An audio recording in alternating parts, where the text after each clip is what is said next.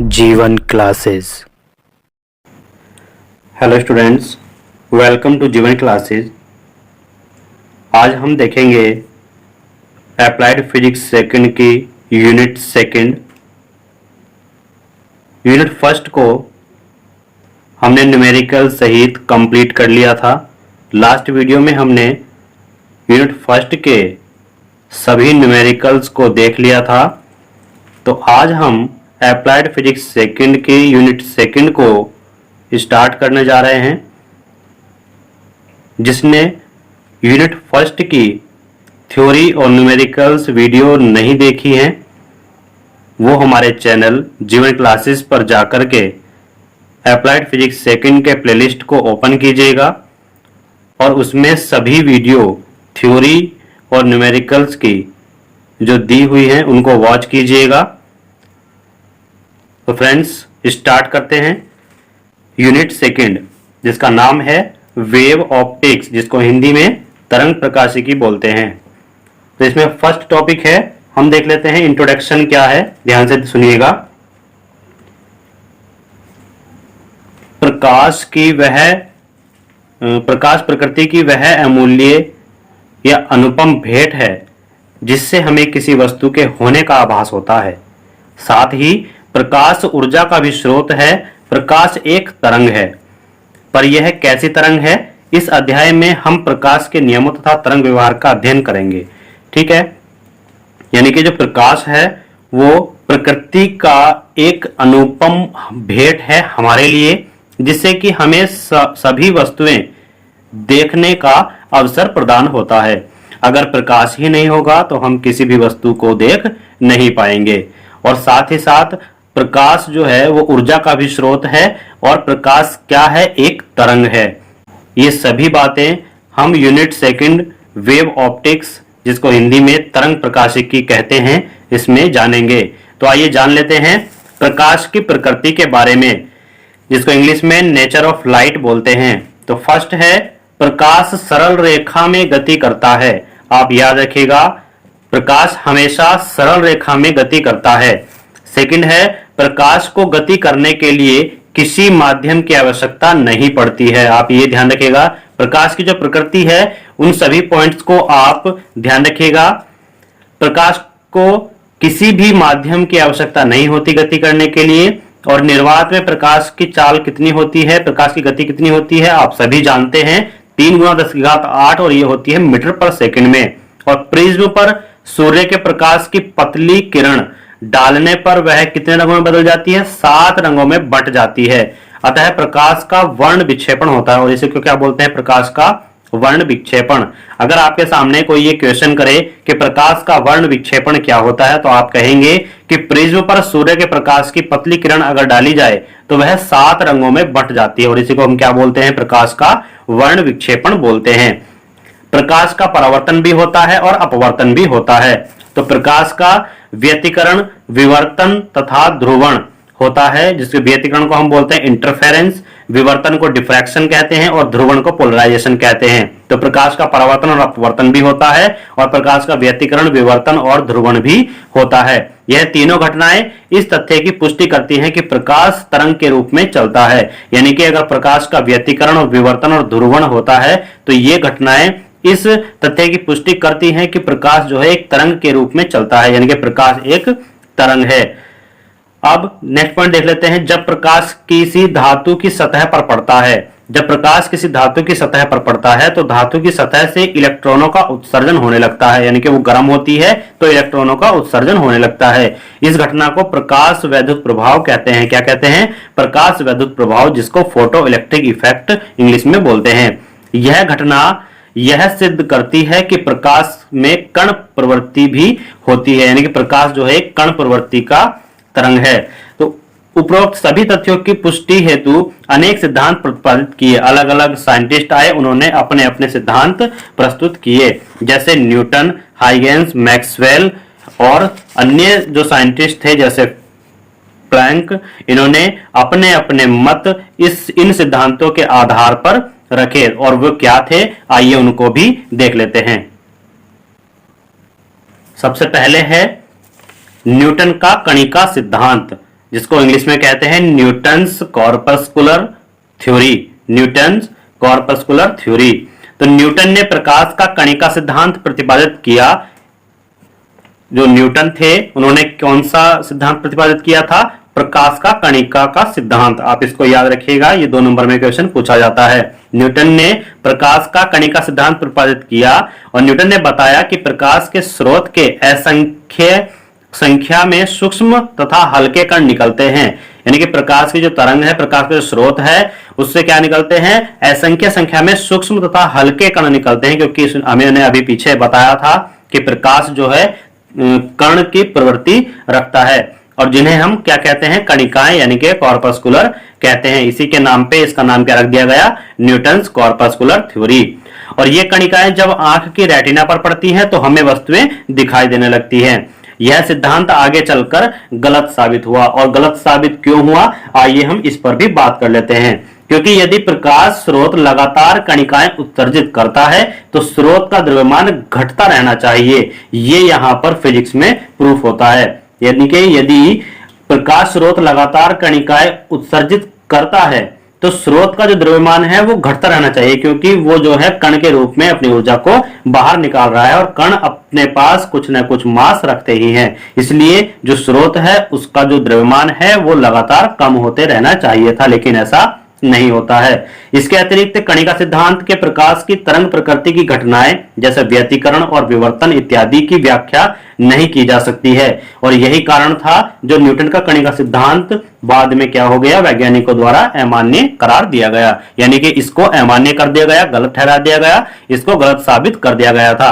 अब next scientist जो आए थे हाइगेंस, इन्होंने इस तरंग सिद्धांत पर कार्य किया और इन्होंने बताया कि प्रकाश एक अनुदैर्ध्य तरंग है। कैसी तरंग है? अनुदैर्ध्य तरंग है, जो स्रोत से निकलकर सभी दिशाओं में चलती है। परंतु हम जानते हैं कि किसी तरंग को गति करने के लिए माध्यम की आवश्यकता पड़ती है। अतः हाइगेंस ने प्रकाश के संचरण के लिए, प्रकाश के चलने के लिए, प्रकाश के प्रोपेगेट होने के लिए एक काल्पनिक माध्यम ईथर की कल्पना की। यानी कि उन्होंने केवल कल्पना की थी, ईथर नाम का कोई भी माध्यम नहीं था, केवल उन्होंने ऐसी कल्पना की थी कि ईथर एक माध्यम होता है। और उनसे जब पूछा गया कि ईथर होता क्या है तो उन्होंने जवाब दिया कि ईथर कुछ भी नहीं होता है। तो जो तरंग है उसको गति करने के लिए एक माध्यम की आवश्यकता पड़ती है। तो हाइगेंस ने प्रकाश की गति के लिए, प्रकाश के चलने के लिए, प्रकाश के संचरण के लिए क्या किया? एक काल्पनिक माध्यम ईथर की कल्पना कर डाली। क्योंकि किसी माध्यम में तरंग की चाल कितनी होती है? वो माध्यम की प्रत्यास्था E अपॉन माध्यम का घनत्व का जो रेशो होता है उसको अगर हम रूट में कर दें तो वो क्या निकल जाती है? किसी माध्यम में तरंग की चाल बताता है। इसलिए हाइगेंस ने प्रकाश तरंग सिद्धांत के आधार पर परावर्तन, अपवर्तन तथा व्यतिकरण की सफलतापूर्वक व्याख्या की, परंतु हाइगेंस प्रकाश का ध्रुवण या सरल रेखीय गति की व्याख्या करने में असफल रहे। यानी कि जब उन्होंने बताया कि प्रकाश जो है एक ईथर नामक माध्यम में संचरण करता है, तो इसलिए हाइगेंस ने प्रकाश तरंग सिद्धांत के आधार पर परावर्तन, अपवर्तन तथा व्यतिकरण की सफलतापूर्वक तो व्याख्या कर दी थी, लेकिन क्या हुआ कि हाइगेंस प्रकाश का ध्रुवण और या सरल रेखीय गति की व्याख्या नहीं कर पाए थे, उसकी व्याख्या करने में वे असफल रहे थे। उनके बाद जो साइंटिस्ट आए उनका नाम था मैक्सवेल, और मैक्सवेल ने हमें क्या बताया था कि जो विद्युत चुंबकीय तरंग होती है उनके बारे में हमें मैक्सवेल ने बताया था। तो मैक्सवेल इलेक्ट्रोमैग्नेटिक वेव थ्योरी क्या थी, आइए हम उसको जान लेते हैं।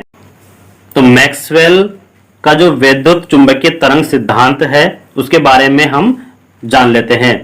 तो हाइगेंस ने बताया था कि काल्पनिक माध्यम ईथर की प्रत्यास्था बहुत अधिक तथा घनत्व अत्यंत कम होता है। तो हाइगेंस ने प्रकाश के बारे में भी व्याख्या की, परंतु मैक्सवेल ने बताया यदि किसी विद्युत परिपथ में उच्च आवृत्ति की धारा बहती है, यदि किसी विद्युत परिपथ में उच्च आवृत्ति की धारा बहती है तो परिपथ से ऊर्जा तरंगों के रूप में चारों ओर संचरित होती है। याद रखिएगा, यदि किसी विद्युत परिपथ में उच्च आवृत्ति की धारा बहती है तो परिपथ से जो ऊर्जा तरंगों के रूप में निकलती है वो चारों ओर संचरित होती है, चारों ओर फैलती जाती है। इन तरंगों में विद्युत क्षेत्र की दिशाएं तथा चुंबकीय क्षेत्र दोनों की दिशाएं आपस में कैसी होती है? लंबवत, तथा तरंग गति की दिशा के भी लंबवत होती है। यानी कि आपस में और तरंग गति की दिशा के भी लंबवत होती है। ये जो इसमें चुंबकीय क्षेत्र, जो विद्युत क्षेत्र और चुंबकीय क्षेत्र दोनों की दिशाएं होती हैं वो आपस में कैसी होती हैं? लंबवत होती हैं, और तरंग की गति के दिशा के भी लंबवत होती है। तो मैक्सवेल ने ही इन्हें क्या कहा था? विद्युत चुंबकीय तरंग नाम दिया था, जिसको इंग्लिश में बोलते हैं इलेक्ट्रोमैग्नेटिक वेव। तो मैक्सवेल ने यह भी सिद्ध किया कि विद्युत चुंबकीय तरंगे निर्वात में भी चल सकती हैं, और निर्वात में विद्युत चुंबकीय तरंगों की चाल जो होती है आप सभी जानते हैं वो कितनी होती है? 3 गुना 10 की घात 8 मीटर पर सेकंड होती है। कितनी होती है?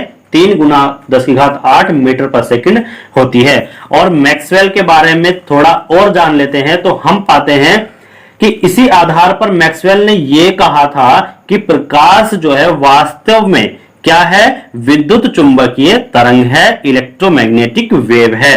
तो विद्युत चुंबकीय तरंग की प्रकृति कैसी होती है? अनुप्रस्थ होती है, और इसीलिए जो विद्युत क्षेत्र तथा चुंबकीय क्षेत्र के परिमाण समय के साथ कैसे होते हैं? बदलते रहते हैं, तथा एक ही साथ अपने अधिकतम मान को प्राप्त करते हैं। और इसके बावजूद मैक्सवेल प्रकाश विद्युत प्रभाव यानी कि फोटो इलेक्ट्रिक इफेक्ट, जिस और क्या है? कॉम्पटन प्रभाव, कॉम्पटन इफेक्ट, जटिल जीवन प्रभाव, एनामोलस जीवन इफेक्ट तथा प्रभाव जो रमन प्रभाव कहते हैं, उसकी भी व्याख्या तरंग सिद्धांत से नहीं कर सका। यानी कि जो मैक्सवेल था वो जो है इन सभी सिद्धांतों की, इन सभी इफेक्ट की जो व्याख्या है वो तरंग सिद्धांत से नहीं कर पाए थे। तो इसीलिए यहां पर इससे आगे जो तरंग गति का जो एक्सप्लेनेशन किया था वो किया था प्लैंक ने अपने क्वांटम सिद्धांत से। तो आइए देख लेते हैं प्लैंक का क्वांटम सिद्धांत क्या था। सन 1900 में प्लैंक ने बताया कि किसी प्रकाश स्रोत से होने वाली ऊर्जा का उत्सर्जन सतत यानी कि कंटिन्यूअस न होकर छोटे छोटे पैकेट या बंडल के रूप में होता है। कैसा होता है? छोटे छोटे पैकेट या बंडल के रूप में होता है। और प्रकाश ऊर्जा के इन छोटे छोटे बंडल को क्या कहते हैं? हम क्वांटा कहते हैं। तो यहां से एक क्वेश्चन बनता है कि क्वांटा किसे कहते हैं? तो किसी ऊर्जा स्रोत से छोटे छोटे पैकेट या बंडल के रूप में जो प्रकाश ऊर्जा निकलती है उन्हीं प्रकाश ऊर्जा के छोटे बंडल को हम क्या कहते हैं? क्वांटा कहते हैं, या फिर हम क्या बोलते हैं? इसको फोटोन बोलते हैं। ठीक है, क्वांटा या बोल सकते हैं फोटोन। तो एक फोटोन की ऊर्जा कितनी होती है? h new. क्या बोलेंगे? h न्यू बोलेंगे। और जहां h क्या है? प्लैंक नियतांक है, तथा v क्या है? वो प्रकाश की आवृत्ति है। तो h यहां पर प्लैंक नियतांक हुआ और न्यू प्रकाश की आवृत्ति है। अब देखिएगा, क्योंकि फोटोन अविभाज्य है, फोटोन को हम और अधिक पार्ट में डिवाइड नहीं कर सकते, वो अविभाज्य है। अतः प्रकाश विकिरण में प्रकाश की ऊर्जा कितनी हुई? h न्यू के पूर्ण गुणज में होती है, पूर्ण गुणज में होगी। यानी कि इसको हम पार्ट में डिवाइड नहीं कर सकते, तो ये पूर्ण गुणज ही होगा। तो h की जो वैल्यू कांस्टेंट मानी गई वो कितनी थी? 6.6 इंटू 10⁻⁻34, और यूनिट हो जाती है जूल सेकंड। क्या हो जाती है? Joule second. क्लियर है? अतः फोटोन की ऊर्जा को हम E से लिखते हैं, और ये क्या थी? h न्यू थी। तो प्रकाश की चाल हमने अगर मान ली c, और आवृत्ति हमने मान ली न्यू, और तरंग दैर्घ्य हमने मान ली लैम्डा। तो जो प्रकाश की चाल होती है वो क्या होती है? न्यू लैम्डा होती है। और यहां से अगर हम न्यू की वैल्यू निकालेंगे तो वो कितनी हो जाएगी? c अपॉन लैम्डा हो जाएगी, क्योंकि लैम्डा c के नीचे जाएगा अपॉन में। तो यहां पर हम nu equal to c upon lambda लिखेंगे। तो अब फोटोन की ऊर्जा हम जैसे निकालते हैं तो हम यहां पर ये देखते हैं कि E equal to h nu तो था, लेकिन न्यू की वैल्यू c अपॉन लैम्डा अगर हम यहां पर रख दें तो क्या आ जाता है? h equal to h into C upon lambda आ जाता है। तो यहां पर जो फोटोन की ऊर्जा के लिए आप फॉर्मूला रखते हैं वो क्या रखते हैं? E equal to h nu, या फिर हम रख देते हैं h इंटू सी अपॉन लैम्डा। तो ये होती है फोटोन की ऊर्जा का फॉर्मूला। अब देखते हैं प्रकाश की दोहरी प्रकृति। प्रकाश की दोहरी प्रकृति को इंग्लिश में कहते हैं ड्यूअल नेचर ऑफ लाइट। तो हमने ये जाना था कि जब हमने प्रकाश की प्रकृति को पढ़ा था तो हमने ये देख लिया था उन पॉइंट्स में, उन नियमों में, कि प्रकाश जो है वो कण की प्रवृत्ति भी रखता है और तरंग की प्रवृत्ति भी रखता है। तो देख लीजिएगा प्रकाश की दोहरी प्रकृति क्या है। हम जानते हैं कि प्रकाश का व्यतिकरण, विवर्तन तथा ध्रुवण की व्याख्या प्रकाश की तरंग प्रकृति के आधार पर की जाती है। यानी कि जो प्रकाश का व्यतिकरण होता है, विवर्तन होता है, ध्रुवण होता है, उसकी व्याख्या करने के लिए प्रकाश की तरंग प्रकृति हमको पता होनी चाहिए। उसी के आधार पर हम इनका अध्ययन करते हैं। इसी प्रकार प्रकाश विद्युत प्रभाव की व्याख्या प्रकाश की कण प्रकृति के आधार पर की जा सकती है। और इस प्रकार हम देखते हैं कि प्रकाश के तरंग तथा कण दोनों की प्रकृति होती है। प्रकाश में कैसी प्रवृत्ति होती है? तरंग की प्रवृत्ति भी होती है और कण की प्रवृत्ति भी होती है। तो इन दोनों प्रवृत्ति के होने के कारण ही, यही कारण है कि प्रकाश कैसा होता है? दोहरी प्रवृत्ति का माना जाता है। फिर प्रकाश को दोहरी प्रवृत्ति का क्यों माना जाता है? क्योंकि प्रकाश में तरंग तथा कण दोनों की प्रवृत्ति होती है। तो प्रकाश की दोहरी प्रवृत्ति को देखते हुए डी ब्रोगली ने यह क्रांतिकारी विचार रखा। क्या कहा था डी ब्रोगली ने? डी ब्रोगली ने कहा कि जिस तरह प्रकाश तरंग तथा कण दोनों की प्रकृति रखता है, दोनों की प्रवृत्ति रखता है, उसी प्रकार प्रत्येक वस्तु, यानी कि हम कण को कोई वस्तु कह रहे हैं, तो उसी प्रकार प्रत्येक कण या प्रत्येक वस्तु भी तरंग की तरह व्यवहार करती है। तो उन्होंने ये एक विचार रखा कि अगर तरंग की और कण की दोनों की प्रवृत्ति प्रकाश में होती है तो फिर क्या होगा कि प्रत्येक वस्तु भी कैसा व्यवहार करेगी? कण की तरह, यानी कि तरंग की तरह व्यवहार करेगी। कोई भी कण है तो वो एक तरंग की तरह व्यवहार करेगा। उन्होंने ये विचार रखे थे। तो हम जानते हैं किसी फोटोन की ऊर्जा कितनी होती है? E = h न्यू होती है। और यदि फोटोन का गतिज द्रव्यमान m माना जाए तो आइंस्टीन के सापेक्षता सिद्धांत यानी कि थ्योरी ऑफ रिलेटिविटी से फोटोन की जो ऊर्जा होगी वो कितनी होगी? E = mc² होगी। ये इक्वेशन कौन सी है? रिलेटिविटी इक्वेशन बोलते हैं। तो E = mc², इसको हमने इक्वेशन नंबर 2 माना। तो यहां पर फोटोन की ऊर्जा E और यहां पर जो सापेक्षता सिद्धांत से हमें फोटोन की ऊर्जा थी वो कितनी है? E = mc²। तो दोनों ही ऊर्जा है, इन दोनों को कैसा रखेंगे? हम इक्वल रखेंगे। इक्वल रखने पर हमें क्या मिलता है? h न्यू = mc² मिल जाता है। अब C की वैल्यू जब न्यू लैम्डा होती है तो यहां पर न्यू लैम्डा जैसे ही हम रखेंगे तो हम पहले यहां से क्या करना होगा? m की वैल्यू निकालनी होगी। h न्यू अपॉन c² हो जाएगी, क्योंकि c² m के मल्टीप्लाई में है तो h न्यू के डिवाइड में जाएगा। तो m = h new upon c² हो जाएगा। तो फोटोन का संवेग हम जानते हैं कि P = m × c होता है। अब जब ये m × c अगर हम देखें तो यहां पर m की वैल्यू क्या है? h new upon c²।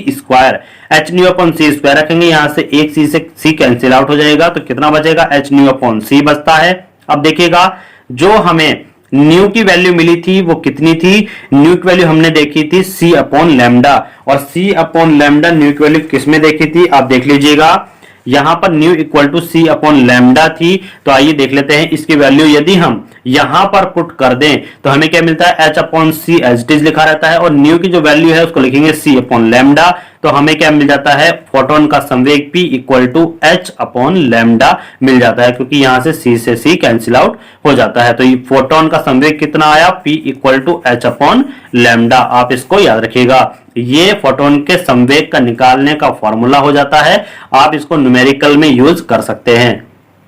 और इसी फॉर्मूले में लैम्डा क्या है? फोटोन की तरंगदैर्घ्य है। तो डी ब्रोगली ने कहा कि यदि कोई कण जिसका द्रव्यमान m तथा वेग v हो, ठीक है, ये क्या है? v है, तो v इसका वेग हो तो तरंगदैर्घ्य कितना हो जाएगा? लैम्डा = h/p हो जाता है। और लैम्डा = h/p तो इक्वल टू में h/ क्या आ जाएगा? mv आ जाएगा। यानी कि p की जो वैल्यू है उसकी वैल्यू mv रखेंगे तो कितना आ जाएगा? h/mv। और इसे ही क्या कहते हैं हम? इसे ही डी ब्रोगली तरंगदैर्घ्य कहते हैं। क्या कहते हैं? डी ब्रोगली तरंगदैर्घ्य। एक नोट हमने दिया हुआ है तो आप इसको ध्यान रखिएगा, फोटोन का विराम अवस्था में जो द्रव्यमान होता है वो हमेशा 0 होता है। फोटोन का विराम अवस्था में द्रव्यमान हम हमेशा कितना लेते हैं? 0 लेते हैं, और 0 तब ही लेंगे जब फोटोन विराम अवस्था में हमें बताया गया हो। क्लियर है? तो नेक्स्ट देख लेते हैं प्रकाश का परावर्तन, जिसको इंग्लिश में बोलते हैं रिफ्लेक्शन ऑफ लाइट। तो आप देख रहे हैं कि एक यहां पर मिरर सरफेस है और इस पर किसी सोर्स से एक किरण आपतित कराई गई, और ये किरण कैसी यहां पर परावर्तित दिखाई गई, यानी कि ए जो है वो आपतित किरण शो हो रही है और बी जो है वो परावर्तित किरण शो हो रही है, जो कि इस मिरर सतह पर एक लंब डाला गया है जिसको हम बोल रहे हैं NO। NO क्या है? एक लंब है, और यहां पर प्रकाश का परावर्तन आपको दिखाया गया है। तो हम देख लेते हैं कि ये किस तरीके से होता है।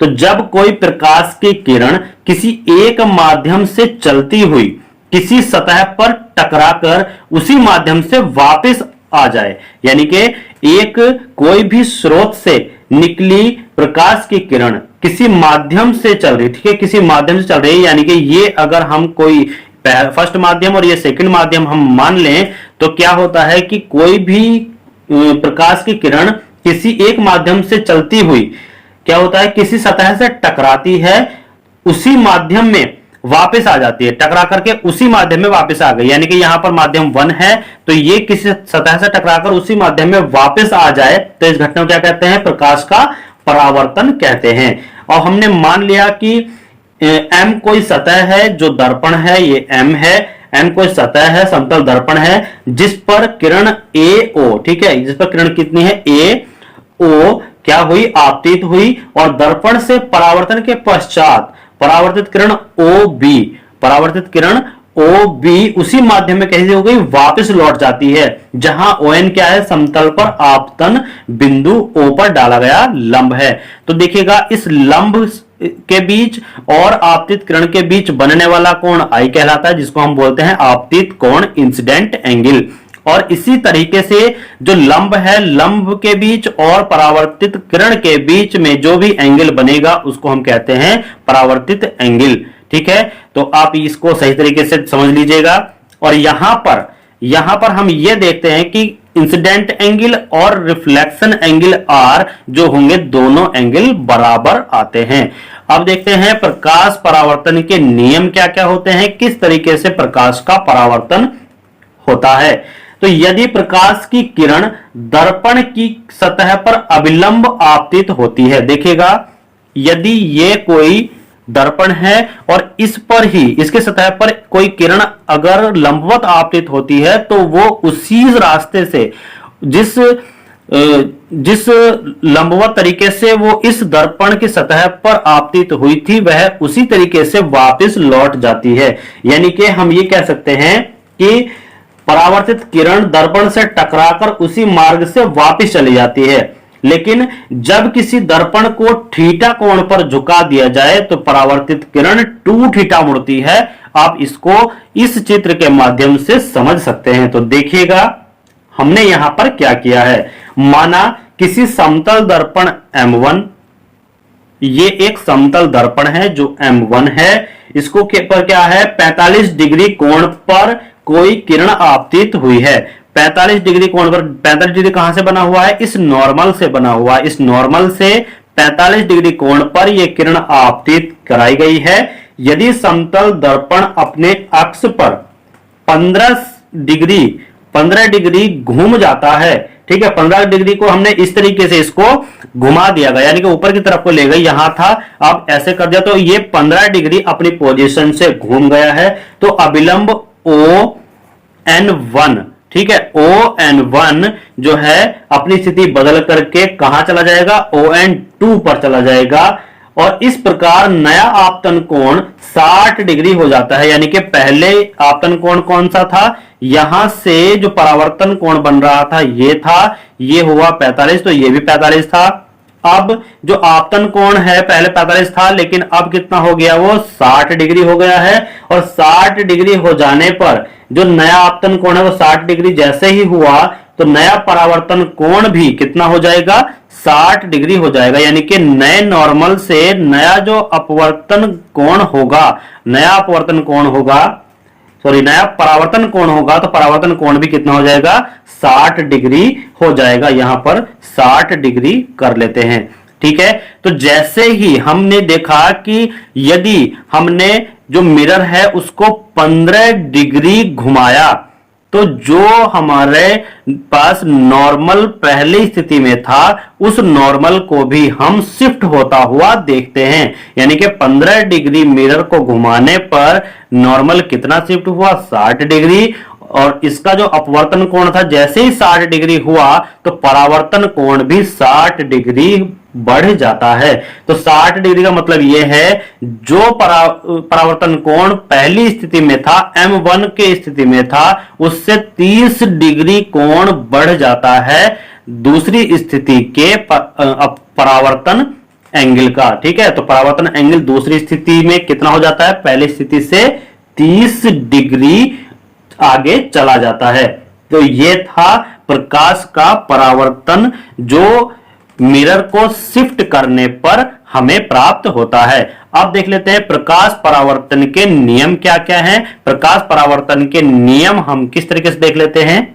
तो प्रकाश परावर्तन के नियम जो हैं वो आप ध्यान से सुनिएगा और लिख लीजिएगा कि प्रकाश परावर्तन का पहला नियम है कि आपतित किरण, जो आपतित किरण हमें दिखाई गई है OA, ठीक है, OA हमारे पास आपतित किरण है, और परावर्तित किरण OB तथा अभिलंब ON। ध्यान से देखिएगा, आपतित किरण AO और परावर्तित किरण BO और अभिलंब NO, ये क्या होंगे, तीनों ही एक ही तल में होते हैं। ये है प्रकाश के परावर्तन का पहला नियम। और दूसरा नियम होता है कि आपतन कोण और परावर्तन कोण का मान समान होगा, यानी कि बराबर होता है। तो हमने देखा कि जब फर्स्ट स्थिति में मिरर रखा हुआ था तो उसमें इंसिडेंट एंगल 45 और जो रिफ्लेक्शन एंगल था वो 45 था, लेकिन जैसे ही हमने सेकंड स्थिति में देखा तो तब भी जो हमारे पास इंसिडेंट एंगल था वो कितना था, 60, और रिफ्लेक्शन एंगल कितना हुआ, 60 हुआ। यानी कि किसी भी स्थिति में जो हमारे पास आई है एंगल, यानी कि इंसिडेंट एंगल है और रिफ्लेक्शन एंगल है, वो दोनों ही क्या होंगे, बराबर होंगे। और वे बराबर कब होंगे, जब आपतित किरण और परावर्तित किरण और अभिलंब तीनों एक ही तल में होते हैं। आप इस बात को याद रखिएगा। अब बात कर लेते हैं प्रकाश का अपवर्तन, रिफ्रैक्शन ऑफ लाइट। तो देख लेते हैं, प्रकाश किरण का एक माध्यम से दूसरे माध्यम में प्रवेश करने पर, प्रकाश किरण का एक माध्यम से दूसरे माध्यम में प्रवेश करने पर अपने मार्ग से विचलित हो जाना प्रकाश का अपवर्तन कहलाता है। यानी कि जो प्रकाश का अपवर्तन है वो हम कैसे डिफाइन कर सकते हैं, देख लीजिएगा। प्रकाश की किरण किसी समांग माध्यम में सीधी रेखा में चलती है, परंतु जब प्रकाश एक माध्यम से किसी दूसरे पारदर्शी माध्यम में प्रवेश करता है तो वह अपने पथ से क्या हो जाता है, विचलित हो जाता है। और प्रकाश किरण विचलन या तो दोनों माध्यमों के संयुक्त सतह पर डाले गए अभिलंब की ओर होता है या फिर अभिलंब से दूर जाता है। तो यही हमने इन चित्र के माध्यम से समझाने की कोशिश की है। तो इसको समझ लेते हैं। यहां पर दिखाया गया है कि जब आपतित किरण विरल माध्यम से, यानी कि पहले इसको देख लीजिएगा, ये हमारे पास कोई सोर्स है, इस सोर्स से एक किरण आपतित हुई, कहां पर, इस सघन माध्यम के सरफेस पर और O पॉइंट पर। ये हमने इस सघन माध्यम के सरफेस पर नॉर्मल यानी कि अभिलंब डाला हुआ है।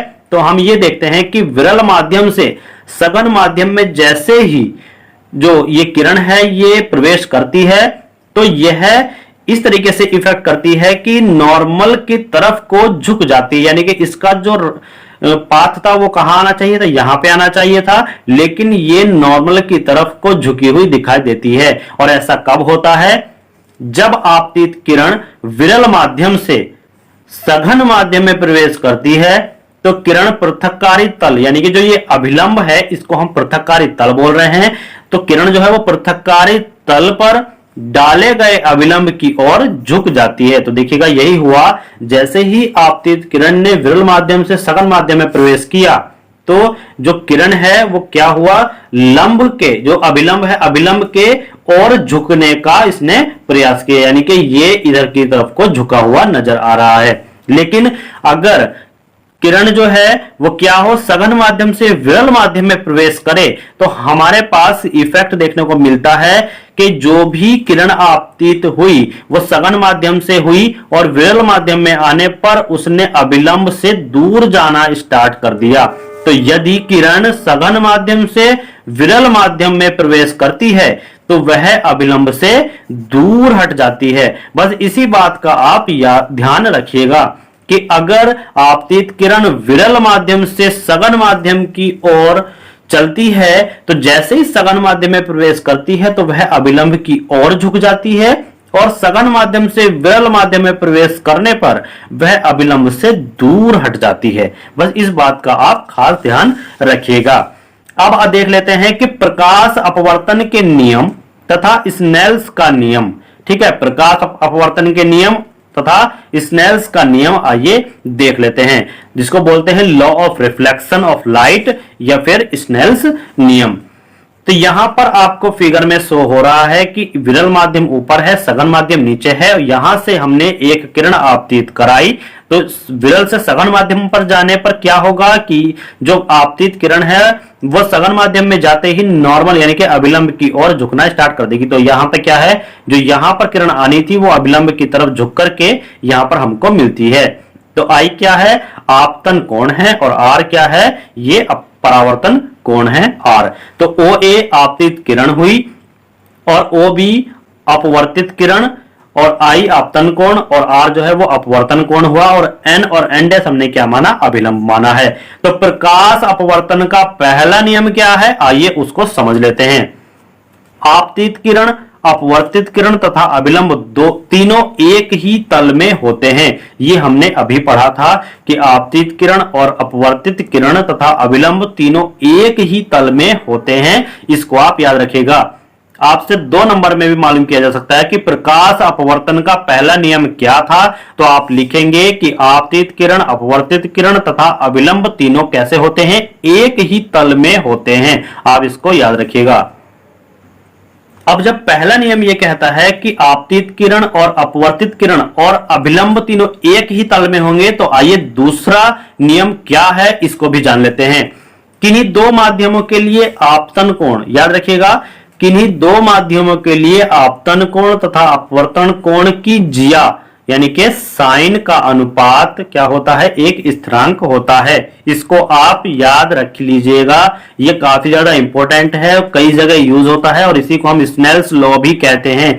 तो ये या तो आपके पास जब क्वेश्चन आएगा तो आपसे पूछा जाएगा कि प्रकाश अपवर्तन का द्वितीय नियम बताइए, या सीधा सीधा आपसे ये मालूम किया जा सकता है कि स्नेल्स का नियम बताइए।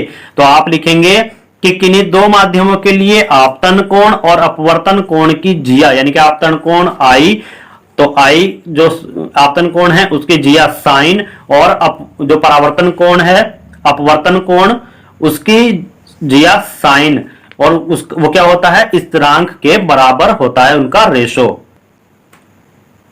तो यहां पर आप देख लीजिएगा, यहां पर ये आई जो है ये क्या है, ये हमारे पास आपतन कोण है और ये आर जो है ये क्या है, अपवर्तन कोण है, ना कि परावर्तन कोण। क्लियर, यहां पर आई आपतन कोण है और आर जो है वो क्या है, अपवर्तन कोण है। लेकिन जो परावर्तन कोण होता है वो कैसा होता है उसको आप देख लीजिएगा।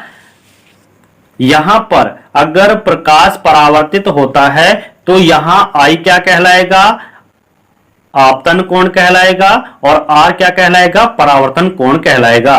तो कहीं पर भी अगर ये बोला गया हो कि यहां पर ये आर जो परावर्तन कोण इस समय दिखाई दे रहा है, लेकिन यहां पर यदि किसी वजह से परावर्तन कोण बोला गया हो तो आप उसकी जगह पर यहां आर को अपवर्तन कोण कहें। ठीक है, तो यहां पर I कहलाएगा आपतन कोण और R कहलाएगा अपवर्तन कोण। लेकिन इस कंडीशन में I कहलाएगा आपतन कोण और R कहलाएगा परावर्तन कोण। ये आप याद रखिएगा।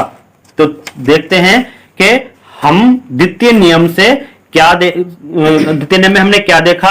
द्वितीय नियम को ही हम क्या बोलते हैं, स्नेल्स लॉ बोलते हैं, जो होता है sine I upon sine R, यानी कि आपतन कोण और अपवर्तन कोण की जो साइन जिया होती है उसके अनुपात को हम एक स्थिरांक के इक्वल रखते हैं और इसी को हम क्या बोलते हैं, स्नेल्स का नियम कहते हैं। यदि आपतित किरण का माध्यम 1 तथा अपवर्तित किरण का माध्यम 2 माना जाए तो क्या होगा, sine I upon sine R equal to 1 mu 2 होगा, जहां पर 1 म्यू 2 माध्यम 1 के सापेक्ष माध्यम 2 का अपवर्तनांक कहलाता है, यानी कि रिफ्रैक्टिव इंडेक्स कहलाता है। तो 1 म्यू 2 माध्यम 1 के सापेक्ष माध्यम 2 का अपवर्तनांक कहलाएगा। अब यहां पर एक नोट पॉइंट देख लीजिएगा, यदि आपतित किरण वायु में हो, क्या हो, यदि आपतित किरण वायु में हो तो sine I upon sine R equal to a mu 2 वायु के सापेक्ष माध्यम 2 का अपवर्तनांक कहलाएगा, या हम बोलते हैं माध्यम 2 परम अपवर्तनांक, माध्यम 2 का परम अपवर्तनांक। इन दोनों में से आप कोई भी एक कह सकते हैं। अब देख लेते हैं लास्ट व्युत्क्रमणीयता। ठीक है, व्युत्क्रमणीयता का नियम क्या था। व्युत्क्रमणीयता क्या बोलते हैं इंग्लिश में, रिवर्सिबिलिटी। ठीक है, रिवर्सिबिलिटी बोलते हैं, यानी कि लॉ ऑफ रिवर्सिबिलिटी। तो इसको आइए देख लेते हैं ये होता क्या है। यदि आपतित किरण का माध्यम, ध्यान से देखिएगा, यदि आपतित किरण का माध्यम 1 तथा अपवर्तित किरण का माध्यम 2 हो तो sine I upon sine R, sine I upon sine R equal to 1 mu 2 हम कहेंगे। इसी प्रकार यदि प्रकाश की संचरण की दिशा विपरीत हो जाए तो आपतित किरण का माध्यम 2 तथा अपवर्तित किरण का माध्यम 1 हो जाता है, यानी कि प्रकाश के संचरण की दिशा बदल जाने पर आपतित किरण का माध्यम और अपवर्तित किरण का माध्यम भी बदल जाता है। इसीलिए उल्टा हो जाएगा, sine I upon sine R का क्या हो जाता है, sine R upon sine I हो जाएगा। और यहां पर 1 म्यू 2 था तो यहां पर भी उल्टा कर देंगे, 2 म्यू 1। तो यहां से हम देखते हैं 1 म्यू 2 और 2 म्यू 1 की अगर हम आपस में मल्टीप्लाई करें तो इनके जो वैल्यू है वो आपस में कट करके क्या आ जाएगा, 1 आ जाएगा। और 1 म्यू 2 की वैल्यू निकालने के लिए हमने 2 म्यू 1 को 1 के अपॉन में ले गए, तो हमारे पास जो वैल्यू मिलती है वो होती है 1 mu 2 equal to 1 upon 2 mu 1। तो यही कहलाता है लॉ ऑफ रिवर्सिबिलिटी, यानी कि व्युत्क्रमणीयता का नियम। ठीक है, क्या कहलाता है, व्युत्क्रमणीयता का नियम कहलाता है। तो स्टूडेंट्स आज की वीडियो में इतना ही, मिलते हैं नेक्स्ट वीडियो में नेक्स्ट टॉपिक के साथ, जो है पावर ऑफ लेंस और पावर जो मैग्निफिकेशन होता है उसके बारे में पढ़ेंगे। लेंस की पावर क्या होती है उसके बारे में पढ़ेंगे और लेंस क्या होता है उसके बारे में भी हम नेक्स्ट वीडियो में पढ़ने वाले हैं। तो स्टूडेंट्स जो इस वीडियो पर नए हैं वो चैनल को सब्सक्राइब कीजिएगा, वीडियो को शेयर कीजिएगा और बेल आइकन को प्रेस कर लीजिएगा, जिससे कि आने वाले सभी वीडियो का नोटिफिकेशन आपके पास सबसे पहले पहुंच सके और आप उस वीडियो को वॉच कर सकें। तो थैंक्स फॉर वॉचिंग, मिलते हैं नेक्स्ट वीडियो में नेक्स्ट टॉपिक के